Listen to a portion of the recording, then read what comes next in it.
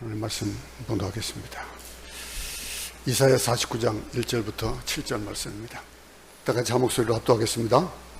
섬들아 내게 들으라. 먼 곳 백성들아 귀를 기울이라.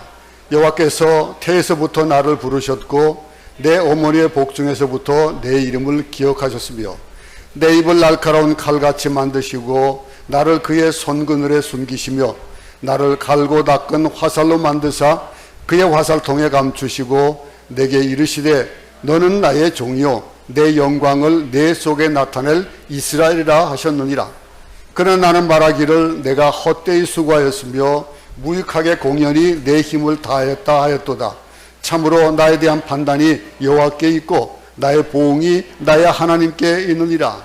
이제 여호와께서 말씀하시나니 그는 태에서부터 나를 그의 종으로 지으신 이시요 야곱을 그에게로 돌아오게 하신 이시니 이스라엘이 그에게로 모이는도다. 그러므로 내가 여호와 보시기에 영화롭게 되었으며 나의 하나님은 나의 힘이 되셨도다. 그가 이르시되 내가 나의 종이 되어 야곱의 지파들을 일으키며 이스라엘 중에 보존된 자를 돌아오게 할 것은 매우 쉬운 일이라. 내가 또 너를 이방의 빛으로 삼아 나의 구원을 베풀어서 땅끝까지 이르게 하리라. 이스라엘의 구속자 이스라엘의 거룩한 이이신 여호와께서 사람에게 멸시를 당하는 자 백성에게 미움을 받는 자 관원들에게 종이 된 자에게 이같이 이르시되 왕들이 보고 일어서며 고관들이 경배하리니 이는 이스라엘의 거룩하시니 신실하신 여호와 그가 너를 택하였습니다. 아멘. 여러분 직장에 다니시는 분이나 또 사업을 하시는 분들은 참 별 의미 없이 넘어갈지도 모르겠지만은 무슨 일을 한다는 것, 일이 있다라고 하는 것, 그거 굉장히 크더라고요. 제가 지난 몇 개월 동안 한국에 나가 있으면서 그러면서 앞으로 은퇴 이후의 삶에 대한 것들을 한번 생각해 보는 그런 기회도 있었어요. 매일 일어나면은 아무 할 일 없이 하루가 지나간다는 거, 참 그것같이 괴로운 게 없어요. 일어나서 일이 있으면은 막 그냥 일이 있어가지고 허둥지둥 늦어가지고 막 뭐 씻는 둥 마는 둥 하고 나가고 뭐 열심히 일하는 그런 거, 그게 얼마나 복인지 몰라요. 아무 일이 없다라고 하는 거, 참 그것만큼 힘든 거 없어요. 제가 몇 개월 해보니까 그래요. 목사가 거기다가 목사가 설교를 안 하니까 이것만큼 힘들어요. 너무 힘들더라고요. 근데 여러분, 누가 나를 부른다. 시니어 어떤 연로하신 분이 하는 그런 얘기를 언제 한번 들은 적이 있는데, 직장을 퇴직하고 나서 정년 퇴직하고 나서 집에 앉아 있는데 삼식이가 되고 나니까 눈치가 보이는 거예요. 아내가 매일 밥상 차려주는 것도 눈치가 보이고, 나갈래니 나갈 데도 없고, 그래서 어떨 때 나가가지고 그냥 빈둥빈둥 돌고 그러는데 갈 데가 없던 거예요. 그러다가 이제 구직 사이트에다가 막 올려보는데 아무리 경력이 많고 좋은 사람이었지만은 뽑아주는 사람이 있어야죠. 뭐 젊은 사람이 이렇게 얼마나 많은데 요즘 무직자가 또 얼마나 많아요. 직장인 이 사람이 얼마나 많아요. 그런데 거기에 빌딩 청소하는데 그것도 날짜를 3일만 할 수 있는 자리가 있다는 거예요. 이 양반은 뭐 박사 출신에다가 아주 쟁쟁했던 그런 사람인데 불구하고 그 일이 있다는 거에 얼마나 고마운지 몰랐다는 거예요. 그래서 막 그냥 나가는데, 청소하러 가는데 막 씻고 광내고 막 그냥 그리고 나갔대요. 얼마나 가야 되는 시간보다도 더 일찍이 나가는 그런 일이 있었답니다. 여러분들에겐 이해가 잘 안 될지 모르겠지만은 저는 그게 조금 이해가 되져 가더라고요. 근데 누구에게 택함을 받았다라고 하는 거, 정치하는 사람들이 뭐 새로운 정권이 들었을 때에 막 정치 운동을 하고 그러면서 선거 운동하고 그리고 당선이 되고 나면은 그 자리에 막 그냥 어떻게 한 자리라도 얻으려고 얼마나 애를 쓰고 그럽니까? 근데 택함 받는다라고 하는 게 참 쉽지는 않아요. 그죠? 그런데 남의 밑에 간다는 거 참 쉽지 않습니다. 거기다가 이 성경을 보면요, 구약 성경이나 신약 성경을 보면은 이 한 가지 단어가 나오는데 직책이 하나 나오는데 어떤 직책이 많이 나옵니까? 종이라는 단어가 많이 나와요. 종, 여러분 종되기 쉽습니까? 종되기 쉽지 않아요. 종하기 싫어요. 누가 종되고 싶은 사람 누가 있어요? 조금만 저가면 막 그냥 튀어 오르고 싶고 나를 누르는 것 같으면은 막 그냥 반발하고 막 그러는 때인데 종이다. 오늘 구약 성경에서도 많이 나타나지만 구약에 있는 사람들이 종이라는 개념, 좀 우리 지금 현재의 종하고는 좀 개념이 좀 다른 것 같기도 해요. 근데 종이다라고 하는 거, 이 구약 사람들이 많이 찾는 그 종의 직책 가운데 어떤 종이 있냐면은 여호와의 종이라는 단어를 참 쓰길 좋아해요. 여호와의 종. 우리 그 아침 생명사 하면서도 아브라함이 손님 대접할 때도 뭐라고 합니까? 종이 돕겠다. 종이다라고 하는 거. 우리 집으로 객인데도 우리 집에 드십시오라고 하면서 막 극진한 대접을 해주고 라고 하는 거. 그리고 종이 당신의 발을 씻길 수 있도록 해주세요 라고 하는 거. 샌들을 신고 다니는 그 환경이니까 손님들 오면 대접하는데 이제 발 씻는 물을 주는 건 당연한 건데 그 발 종들이 씻기는 거예요. 종이라고 하는 개념. 특히 이사야 49장에서는요 뭐라고 하는 게 많냐면 이 여호와의 종이라는 단어가 참 많이 나옵니다. 여기에 나오는 이 여호와의 종에 대한 개념은 조금 다르게 봐야 되는 그런 말씀이기도 하지만은 한번 1절 한번 보겠습니다. 1절 한번 다 같이 한번 읽어볼까요? 섬들아 내게 들으라, 먼 곳 백성들아 귀를 기울이라. 여호와께서 태에서부터 나를 부르셨고 내 어머니의 복중에서부터 내 이름을 기억하셨으며. 여기 나가 누굽니까? 여호와의 종이에요. 이 나.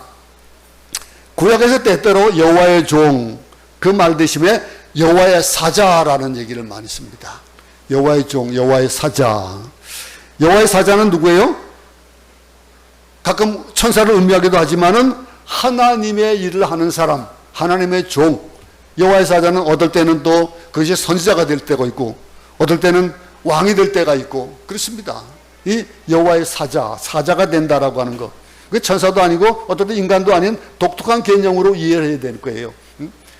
그래가지고 보통 보면은 뭐 그런 얘기 많이 합니다. 한국에서 목사님들 올린다고 하는 얘기로 하나님의 사자 누구누구가 뭐 말씀하겠습니다. 뭐 이런다든가. 참 웃기는 표현이긴 해요. 그게 그런 사자하고는 다릅니다. 여기 나오는 여호와의 사자는 달라요. 이 족장 시대의 여호와의 종은 누구예요? 아브라함과 이삭 같은 사람이에요. 그죠?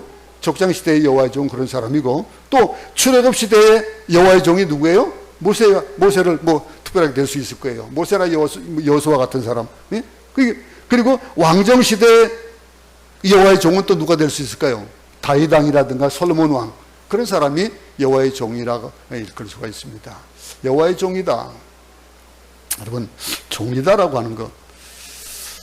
오늘 본문에 나오는 이 여호와의 종에 대한 개념은 또 조금 다른 게 족장도 아니고 모세나 다윗 같은 사람도 아니고 이 사람은 먼 훗날 온 인류를 구원하실 메시아 예수 그리스도를 가르쳐서 오늘 말씀하시는 거예요. 이 말씀에 그 궁극적인 이 말씀에서 또 넘어가 가지고 나중에 53장 가면은 여호와의 종에 대한 아주 세밀한 그런 표현이 나오게 됩니다. 하나님께서 인류의 구원을 위해서 하나님의 종을 이 땅에 보내주셨다. 이스라엘 백성들에게 이스라엘을 구원하기 위해요. 이 역사적인 그런 그 배경을 가지고 생각할 수도 있을 거예요. 그런데 여기에 나오는 이 여호와의 종의 그 구원 사역에 대한 것들은 예수 그리스도가 중심이 되어지는 거예요. 오늘 본문에서 얘기하는 것이 구약에서 말하는 하나님의 종은 결국 예수 그리스도로 귀결되는 거예요. 구약 성경에서 맹맥히 흐르는 것들이 다 뭐라고 합니까? 뭐가 흐른다고 합니까? 구약에서 신약까지 그리스도의 보혈의 피가 흐른다. 그런 얘기를 하잖아요. 이 예수 그리스도로 귀결되는 것, 온 인류를 구원하기 위해서 메시아를 너에게 보내주겠다라고 하는 그 개념이에요. 오늘 본문에서. 먼 곳 백성들아 귀를 기울여라. 여호와께서 태에서부터 나를 부르셨고, 이 나가 누구예요? 여호와의 종이에요. 나가 누구예요? 예수 그리스도예요. 그러면 이 메시아를 기다려라. 이 메시아를 사모해라. 이 메시아를 바라봐라 라고 하는 말이에요. 우리는 이 개념에서 꼭 명심해야 될 부분들이 있습니다. 항상 어떨 때 보면요, 여기에 여호와의 종이라는 개념과 또 여기 여호와의 종과 함께 또 이스라엘이라는 표현을 쓸 때에 그것을 항상 우리에게 결부시키는 그런 습관을 많이 해야 됩니다. 여호와의 종, 그러면 내가 여호와의 종이다 라고 하는, 내가 택함 받은 자로서의 사명감, 이런 것들을 개념을 둬야 되는 거예요. 이스라엘, 나는 택함 받은 이스라엘이다, 택함 받은 민족이다, 택함 받은 족속이다. 여호와의 종으로서의, 여호와의 그 택함 받은 자로서의 개념을 항상 우리는 병행해서 생각을 해야 돼요. 내가 누구냐라고, 나는 아무 할 일 없이 그냥 하루하루 지내는 자들이 아니라는 거예요. 오늘 본문에서도 여기에 메시아의 사역에 대한 부분들과 또 이스라엘 백성들을 향해, 이스라엘 향해서 부르시는, 여호와께서 태에서부터 나를 부르셨고 내 몸을 복종에서부터 내 이름을 기억하셨다. 그런데 먼 곳에 있는 백성들아 귀를 기울이라 라고 하는 이 부분에 대해서 다시 한번 생각해 볼 수 있기 바랍니다. 이 이사야서의 모든 핵심의 주제가 뭡니까? 이 메시아를 기다리라라고 하는 거예요. 이 메시아에 대한 개념이 우리는 많이 잘 서 있지가 않아요. 이스라엘 백성들도 이 메시아라는 개념은 잘 서 있지가 않습니다. 예수님이 오시기 전까지는 그 메시아가 어떤 그냥 하나의 그냥 통념적인 그런 것으로만 생각하는 것이 될 수 있어요. 이스라엘 회복과 구원과 심판에 대한 메시아에 대한 그 메시아 주, 그게 여기에 계속해서 흘러나가고 있다는 거예요. 근데 49장부터는요, 장면이 좀 달라져요. 그래가지고 여호와의 종에 대한 얘기가 오늘 본문에 계속 나옵니다. 이 종, 이사야는 여호와의 종, 앞으로 인류를 구원할 메시아에 대한 예언을 이제 49장에서 계속해서 해주고 있는 거예요. 당시에 메시아인지 누군지 몰라요.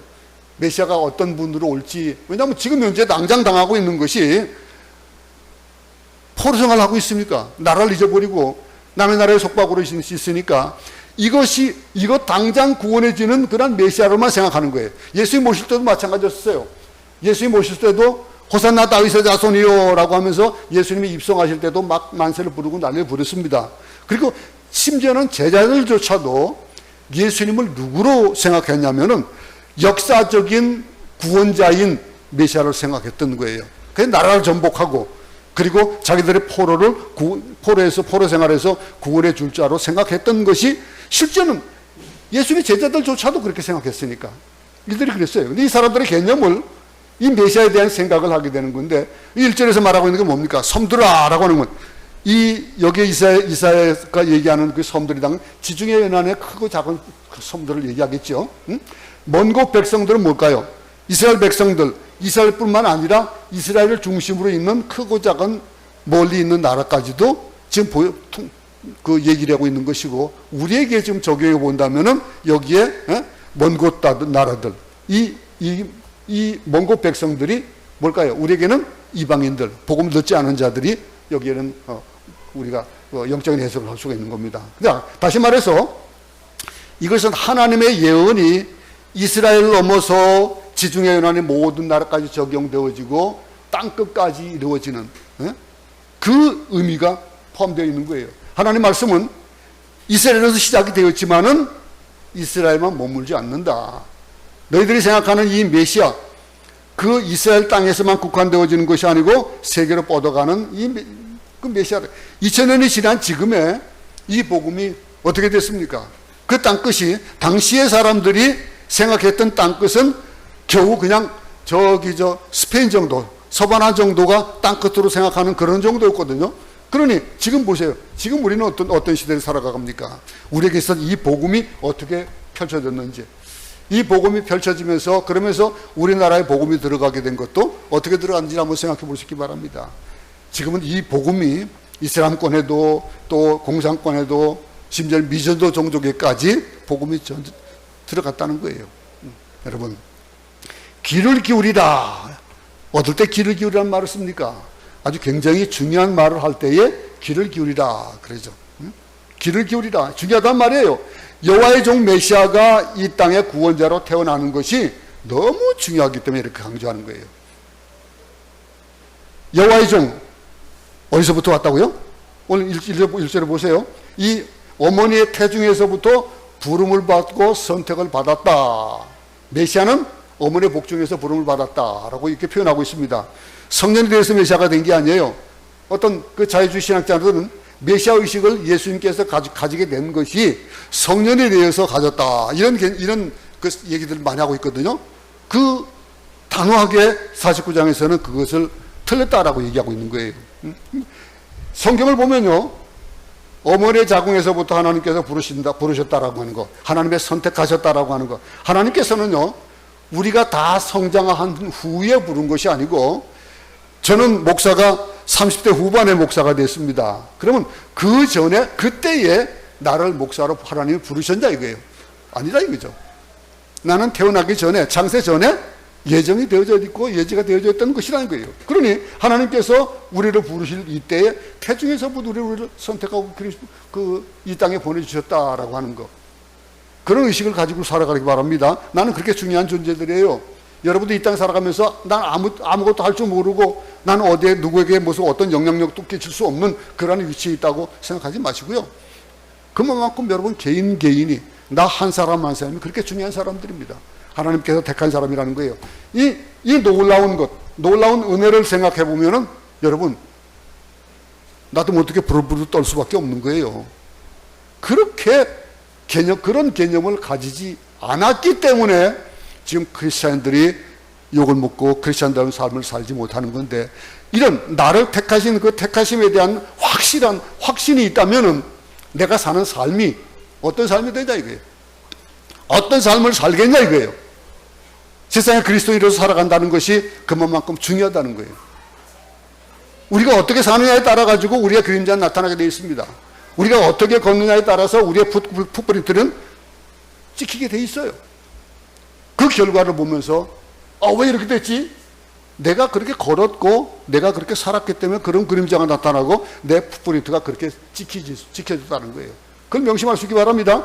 이 놀라운 은혜를 한번 생각해보고 우리를 부르신 그 하나님의 그 부르심을 생각해 본다면은 하나님께서 우리를 부르시는 그것이 이해가 되어지는 거예요.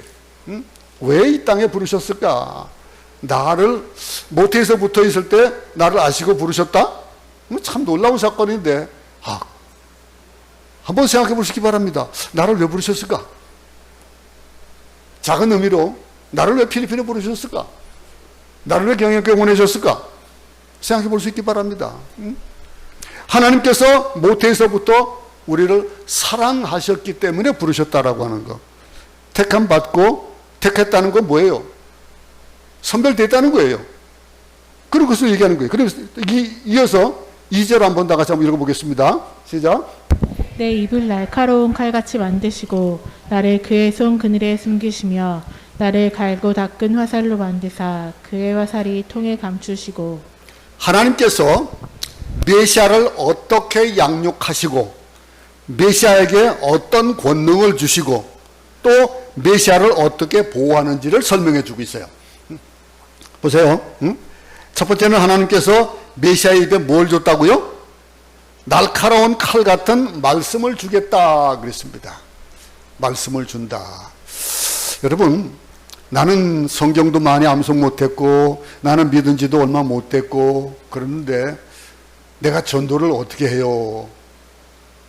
한번 부딪혀 보세요. 부딪혀 보면 하나님께서 우리 입에 말씀을 주신다 그랬잖아요. 말씀을 주시는 걸 체험할 겁니다. 근데 이 메시아의 특징이 뭐예요? 말씀의 능력이에요. 그럼 예수님 말씀하실 때마다 어떤 일이 벌어졌습니까?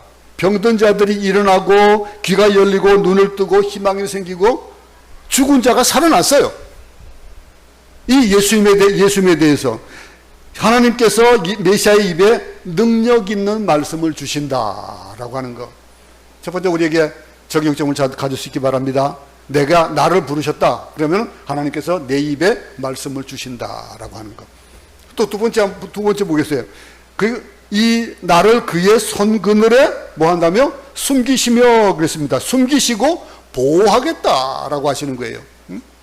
메시아는 고난과 위기와 고통을 당하지만은 하나님의 손의 그림자 안에 보호를 받는다. 하나님의 섬세한 인도와 보호 아래서 메시아가 성장한다는 거예요.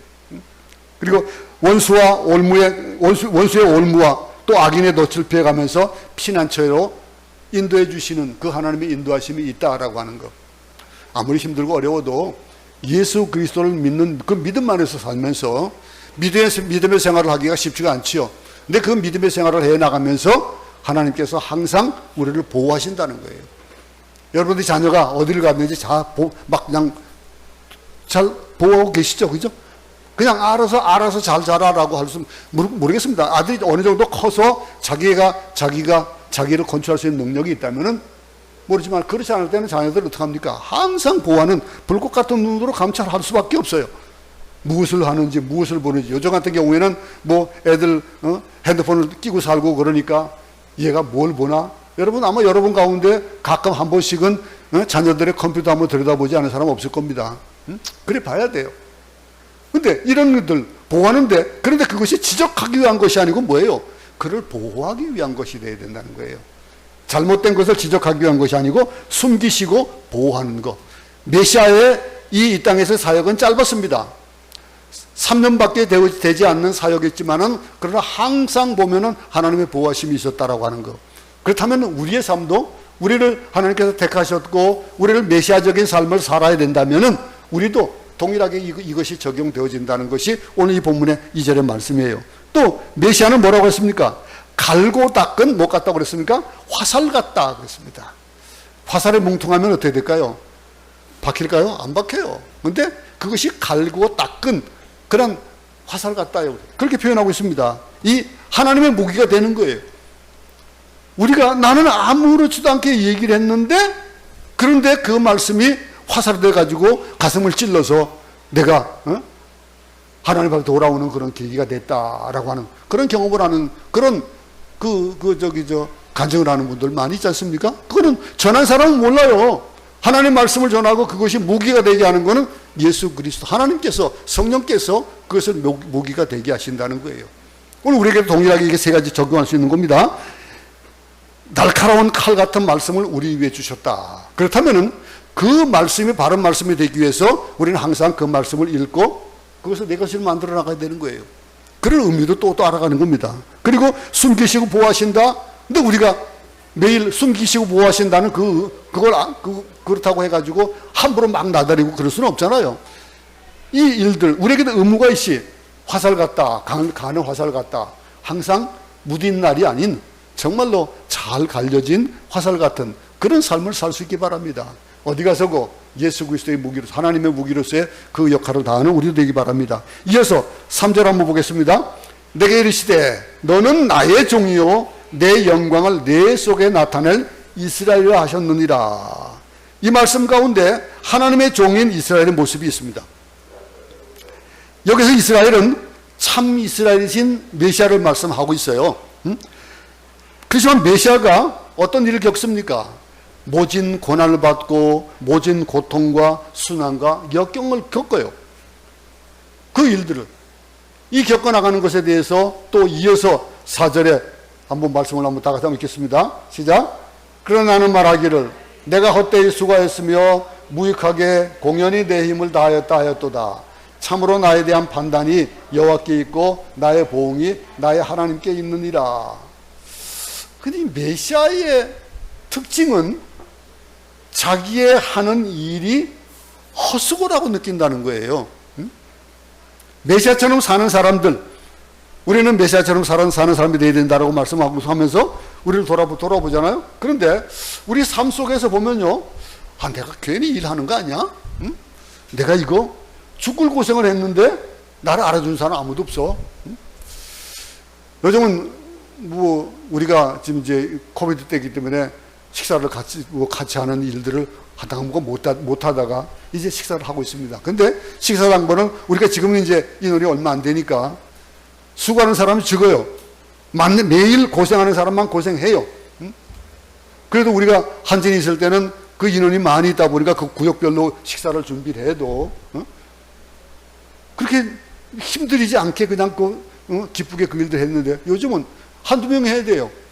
어떨 땐 두세 명이, 많이 해봐야 세 명. 뭐 부엌도 좁으니까 많이도 다지도 못해요. 그럼 하다 보면 어떤 마음이 들까요? 새벽부터 시장을 가야 됩니다. 새벽기도 끝나면 시장을 가요. 가지고 시장 가서 막 그냥 뭐 요즘 같은 비는 많이 오는데 그거 싣고 와가지고 다듬고 또 하고 음식을 만들고 애를 써요. 애쓰면 수고를 알아요. 어제는 우리 내 방에서 나오니까 냄새가 얼마나 아주 고소한 냄새가 나는지 모르겠더라고요. 언제 왔다 갔지? 일하는 사람도 보지도 못했어요, 제가. 그랬는데 가보니까 찜통에다가 음식을 해놓고 그걸 식으라고 다라에 물을 담아놨더라고요. 근데 물을 만져보니까 물이 미지근해. 거의 또 따뜻한 지경이야. 그래가지고 이거 그냥 놔두면 실 것 같더라고요.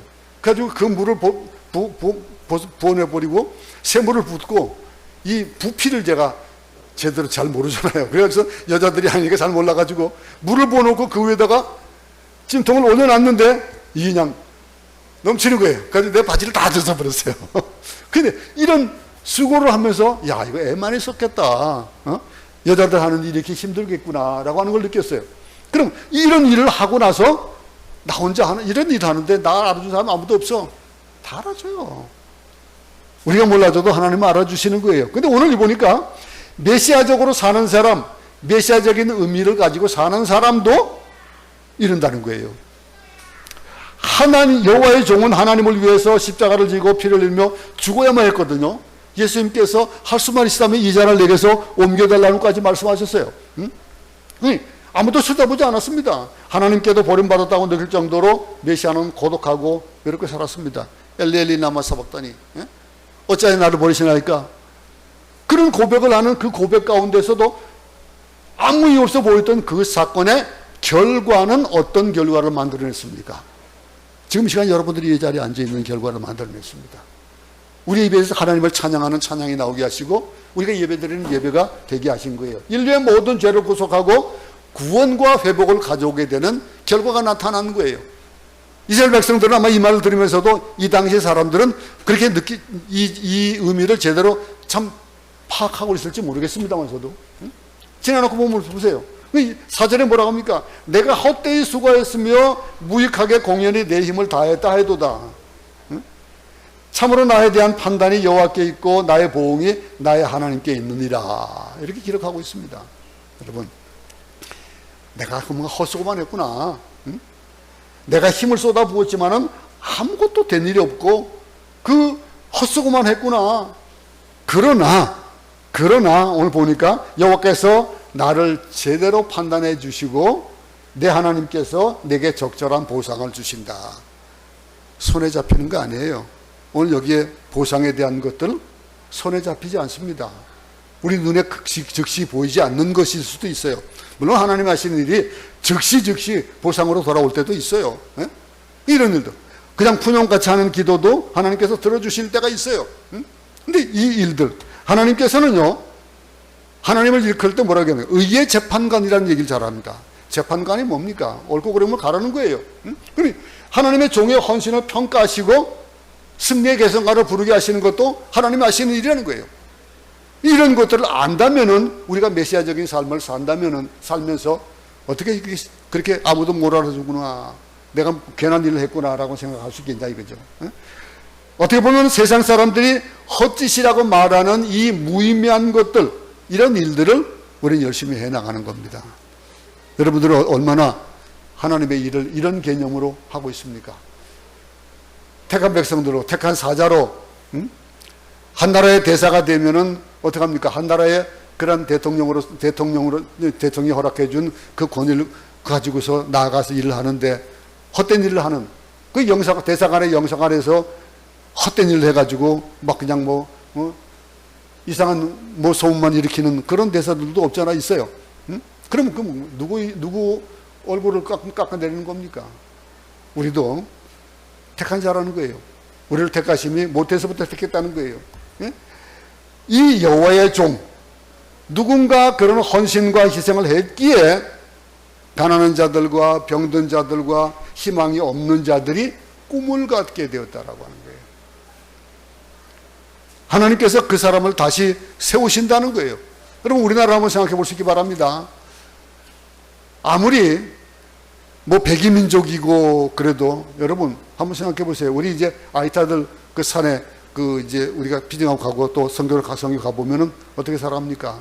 정말로 1년 내내 씻는 것 같지 않고 그냥 냄새가 풀풀 나고 그러는 그들을 생각해 보세요. 그게 우리나라도 마찬가지였었어요.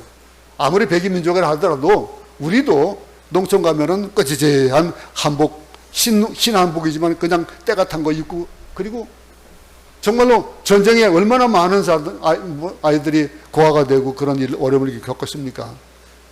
이런 일들 속에서 어떤 사람들이 우리에게 다가왔어요. 선교사들이 다가와서 봤을 때에 그들로 인해 가지고 변해진 것이 뭡니까? 그들이 우리 땅에 들어와서 교육을 시키고 병원을 짓고 그러면서 우리를 개화시켜 나가는 그런 과정들 한번 생각해 보세요. 응? 하나님께서 다 아신다 이거예요. 나에 대한 판단이 여호와께 있고 나의 보응이 하나님께 있느니라. 이 일들은 아마 선교사들은 그 보응에 대한 것들을 아마 잘 알 거예요. 저는 확실합니다. 제가 자신 있게 여러분에게 말하잖아요. 저와 제 후대는 하나님께서 책임지실 것이다. 자신 있게 얘기하고 있어요. 모르겠습니다. 그 중간에 또 어떻게 삐져나갈지 그런 거 잘 모르겠지만은 삐져나가는 것이 없을 거예요. 하나님께서 그렇게 만들어 나가시라고 저는 믿습니다. 근데 이 메시아가 하는 일이 도대체 뭐길래 이렇게 말씀하시나 이거예요. 그 메시아의 사역에 대한 것들을 우리가 오늘 돌아보고, 그리고 그 메시아의 사역이 내 사역으로 나를 택해서 메시아적인 사명을 가지고 살게 하시는 그런 명령으로 알고, 우리 이어서 그 다음 말씀들을 읽어볼 수 있기 바랍니다. 5절 한번 다 같이 한번 읽어보겠습니다. 시작. 그는 태에서부터 나를 그의 종으로 지으신 이시오 야곱을 그에게로 돌아오게 하시는 이시니 이스라엘이 그에게로 모이리로다. 그러므로 내가 여호와 보시기에 영화롭게 되었으며 나의 하나님은 나의 힘이 되셨도다. 여러분, 여기 첫 번째 보니까 뭐라고 합니까? 이스라엘을 모았다고 했습니까? 모은다 했습니다. 이스라엘을 모은다. 모태에서 부르신 그분이 원하시는 것이 뭐냐 이거예요. 상처받고 흩어지고 꿈을 잃어버린 사람들을 불러서 모으신다는 거예요. 불러 모아서 그래서 다시 희망과 용기를 주고 구원의 메시지를 전하는 것. 이게 메시아적인 삶이에요. 메시아의 삶이에요. 예수께서 이 땅에 오신 이유가 그거예요. 부르시고 부르셔가지고 모아가지고 그들에게 새로운 삶에 대한, 영생에 대한 그 희망을 주신다라고 하는 거예요. 이런 일들을 교회가 해야 되지 않겠습니까? 모으는 일을 해야 되지 않겠습니까? 우리 국민들의 마음이 상하고 희망을 잃어버리고 요즘 얼마나 참 척박한 그런 삶을 살고 있습니까? 그럴 때에 교회가 교회의 힘을 잊어버리니까 메시아적인 삶을 살지 못하고 지탄을 받는 거예요. 맨날 고발하고, 교회가 교회를 고발하고, 믿는 자들을, 믿지 않는 자들이 의심하고 신뢰하지 못하고 하는 일들. 근데 교회는 이 일을 해야 되는 거예요. 교회와 크리스천이 해야 할 일은 흩어진 사람들을 모아야 돼요. 흩어진 마음들을 모으고 흩어진 사람들을 모아서 그들을 모으기 위해서 어떻게 됩니까? 그 현장에 뛰어들어가는 거예요. 전쟁과 분열의 한복판으로 뛰어들어가서 사람들을 모으는 역할을 해야 돼요. 우리 요즘 코비드 때문에 참 사람을 만나는 걸 꺼리다 보니까 전도를 잘 못하고 삽니다.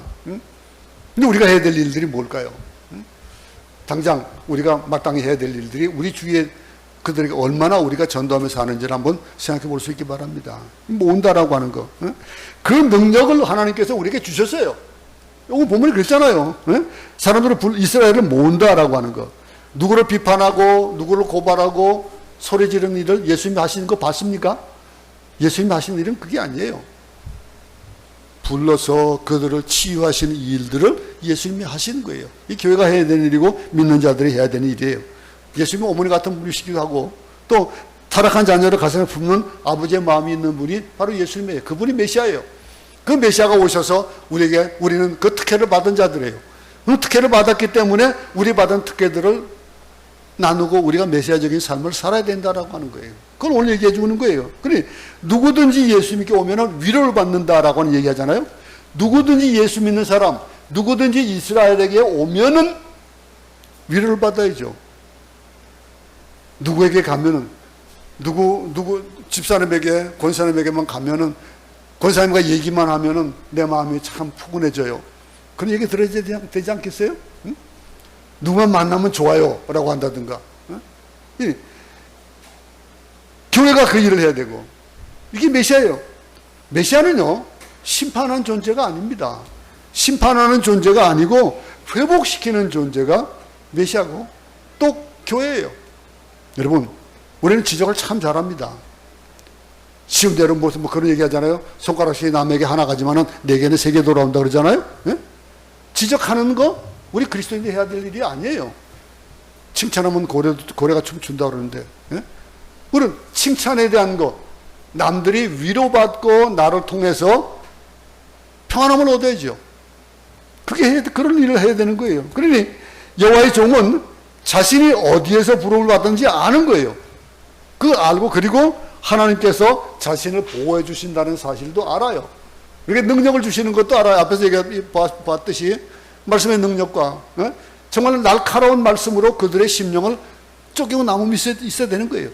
그러니 이 확신이 얼마나 중요한지 몰라. 이 확신이 크면 클수록 고난의 강도가 크면 클수록 문제가 되지 않아요. 아무리 고난의 강도가 커도 문제가 되지 않는다는 거예요. 아무리 고통스러워도 아무리 고난의 강도가 커도 부르심에 대한 확신만 있다면은 그러면은 아무 문제가 되지 않는다는 거예요. 그게 오늘 부르신 분의 이스라엘을 모으시는 그분의 사역이에요. 이어서 6절 한번 보겠습니다. 6절 시작. 그가 이르시되 내가 나의 종이 되어 야곱의 지파들을 일으키며 이스라엘 중에 보존된 자를 돌아오게 할 것은 매우 쉬운 일이라. 내가 또 너를 이방의 빛으로 삼아 나의 구원을 베풀어서 땅끝까지 이르게 하리라. 이스라엘을 모으고 나서 어떻게 한다고요? 나아가서 땅끝까지 이르게 한다라고 했습니다. 이게 우리가 전도의 모티브로 삼고 있는 거 아니겠습니까? 땅까지 이르러 주의 정의의 삶을 사는 거. 하나님의 큰 그림에 비하면요 이스라엘을 모으는 것은 일부 조그만 것밖에 되지 않는 거예요. 나 하나 부르시는 거 어떻게 보면 작은 일밖에 되지 않지만은 나와 너와 모두를 다 불러서 그 일을 이루시는 그 일들은 엄청나게 큰 역할을 하시는 거예요. 이스라엘의 꿈은 이스라엘 회복 말이 아닙니다. 하나님의 꿈은 이스라엘 넘잖아요. 팔레스타인 넘어가지고 온 인류가 구원을 받는 것. 지중해 연안에 있는 크고 작은 성도뿐 아니고 모든 나라가 구원받는 것. 이런 메시아적인 생각을 갖고 있는 사람은요 언제나 우주적인 생각을 하는 거예요. 항상 나만 아니고 나 하고 안으로 하는 것이 모으는 것이 아니고 보내는 거예요. 보내는 거. 제가 가끔 그런 예를 들죠. 대패 써는 거, 톱질하는 거. 여러분들 한번 톱질 해보세요. 뭐 여자분들 해본 기억이 없을 겁니다. 대패질하는 기억부터 저 없을 거예요. 근데 교회를 몇 개 짓다 보니까 저는 대패들도 해보고요. 톱질도 많이 해봤어요. 여러분 우리 톱질 어떻게 해요? 남자분들 톱질 어떻게 합니까? 땡겨요. 그죠? 우리나라 땡깁니다. 그런데 서양 톱은 어떻게 생겼는지 알아요? 이 필리핀 톱은 어떻게 생겼는지 알아요? 물론 땡기는 톱도 쓰긴 써요. 잘 안 씁니다. 다 밖으로 미는 거예요. 밖으로. 밀면서 썰어요. 여러분 사과 깎는 것도요. 우리는 안으로 깎아요. 그죠? 이 사람들은 밖으로 깎아요. 참 희한하더라고요. 야 이거 참 성경적이다. 밖으로 나가는 거. 응? 대패질도 마찬가지입니다. 우리나라 대패들은 다 안으로 당기면서 깎아요. 근데 이 나라 대패들은 뭔지 알아요? 미국 대패들 다 밀어요. 밖으로 밀면서 깎아 나가는 겁니다. 안으로 당기면요 상처 나요. 밖으로 밀면요 내보내면요 상처 안 나요. 예? 칼질할 때도요 장갑 깎을 때 안으로 깎다가 잘못하면 나한테 상처가 오지만은 밖으로 깎으면은 상처 안 나요. 여러분 이 세상을 향해서 우리나라 소중하죠. 우리나라 소중하고 나도 소중하고 우리 가족도 소중해요. 민족도 소중하지만은 그 안에 머물러 있으면 안 된다 이거죠. 내 가족만 생각한다면은 그러면 세상을 향해 나가는 것에 대한 큰 의미를 가지지 못하고 살아가게 합니다. 놀라운 메시지입니다. 모든 열방과 나라와 민족을 구원하시겠다라고 하는 말씀이 오늘 여기 있는 거예요. 땅 끝까지 이르게 하리라. 이게 메시아적인 삶을 사는 사람들의 사고예요. 세상을 향해 나가야 되는 것. 어떤 편협된 사교가 아니고 내가 너를 이방의 빛으로 삼아 나의 구원을 베풀어서 땅 끝까지 이르게 하리라. 이 말씀을 보면서 우리 한번 적용해 보세요. 100여 년 전에 한 130 몇 년 됐습니까 지금? 1884년으로 보면은 지금부터 뭐 한 138년 정도 되죠? 그 전에 우리나라에 선교사가 왔습니다. 선교사 와가지고 이어져 그들의 한 일로 인해서 그곳에 그들이 와가지고 친척 아무도 없었어요. 아는 사람 아무도 없었어요. 언어도 틀렸어요. 사는 풍습도 달랐습니다. 근데 그들이 와서 그들이 이방의 빛이 되었어요. 그래서 그들이 한 일이 뭐였습니까? 선교사 부인이 문화 충격으로 인해가지고 막 그냥 뭐 노래져 걸리고 그리고 풍토병에 부인이 죽고 아이들이 죽고. 여러분 저 양화진 한번 가볼 수 있기 바랍니다. 물론 가보셨겠지만 안 가본 분은 꼭 가보세요. 신천 다리를 건너보면 오른쪽편에 양화진이 있습니다. 거기 가면은 선교사들의 묘역이 있어요. 그 묘역에 가보면요, 아이의 무덤에서부터 어른의 무덤까지 선교사들이 그곳에서 잠들었습니다. 왜 그랬을까요? 그들이 왜 왔을까요? 이 땅에서 뭐 얻으려고 왔을까요? 선교지에서는 좋은 일만 있는 것이 아닙니다. 우울증도 걸리기도 하고 자녀들이 풍토병으로 죽기도 하고. 저희도 처음 와가지고는 애를 많이 먹었어요. 제 아내가 뭐 벌레 물려가지고 막 얼굴이 그냥 팅팅 부어가지고 완전히 다른 얼굴이 되어지는 그런 일도 겪고. 교회 건축하다가 안디옥교회 건축하다가 저는 나무에 부딪혀가지고 뇌지탕 걸려가지고 막 그냥 마닐라로 막 그냥 실려놓고 별일이 많았어요. 공산당이 우리 발리세 들어와가지고 겨우 선교하러 갔다가 돌아오는 오게 하는 일들이 참 나중에 뭐 우리 처음 오래된 성도들은 좀 알지만은 그런 일들도 많았습니다. 이 선교지에 있어지는 일들이 얼마나 많이 있는지 몰라요. 30년 동안 있었던 그 일을 보면서 야, 우리 선교사들이 우리 땅에 와가지고 그렇게 순교하고 했던 것들을 조금 이해하겠다라는 생각을 해봅니다. 왜 그렇습니까? 그들이 왜 그랬습니까? 한번 7절 한번 읽어보겠습니다. 이스라엘의 구속자, 이스라엘의 거룩한 이신 여호와께서 사람에게 멸시를 당하는 자, 백성에게 미움을 받는 자, 관원들에게 종이 된 자에게 이같이 이르시되 왕들이 보고 일어서며 고관들이 경배하리니 이는 이스라엘의 거룩하시니 신실하신 여호와 그가 너를 택하였음이니라. 멸시와 미움을 받는다 이렇게 얘기하고 있어요. 메시아적인 삶을 사는 것이 멸시와 미움을 받는 거예요. 모든 것이 만사형통하고 잘 되는 것이 아니고 마찬가지로 우리도 멸시를 받습니다. 예수 믿는다는 것 때문에 예수 전하면서 또는 예수 믿는 그 일들 때문에 불이익을 당하는 경우도 얼마나 많은지 몰라요. 누가 우리를 공격하고 우리의 행보를 막는다면 그런가 보다. 처음에는 우리 교회에 대한 막 그냥 이상한 소문도 막 나고 그랬었어요. 막 그냥. 근데 나중에 알고 보면은 누가 만들어낸 헛것이라는 걸 다 알고 그랬잖아요. 이런 일들을 보세요. 우리의 삶 자체가 그런 거예요. 내 인생에 그것이 그렇게 중요하지 않다는 거예요. 왜? 하나님께서 부르심에 대한 것. 사도 바울 보세요.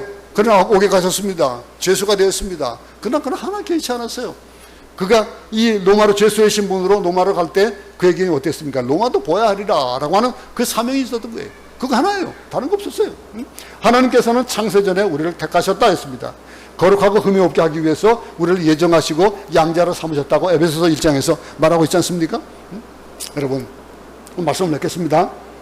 우리에게 절대로 흔들릴 수 없는 것, 메시아적인 삶을 살게끔 하나님께서 메시아를 보내주셔서 우리에게 새로운 영생에 대한 것들을 주셨다면은 우리가 받은 그 혜택에 대한 것들을 해야 될 의무도 있는 거예요. 메시아적인 삶을 살아야 되겠습니다. 메시아적인 삶을 사는 자는 어떤 사람입니까? 이스라엘을 모으는 것이다 그랬습니다. 또 모을 뿐만 아니고 땅 끝까지 나아가는 것이다 그랬습니다. 그런데 그런 일을 하기 위해서는 무엇이 따른다고요? 고난도 따르고 멸시와 미움도 받는다 그랬습니다. 우리 삶 속에서 이런 메시아적인 삶의 흔적이 나타날 수 있기 바랍니다. 이 한 주간 우리가 그 메시아적인 삶을 살기를 작정하는 우리 모두가 되기를 간절히 바랍니다.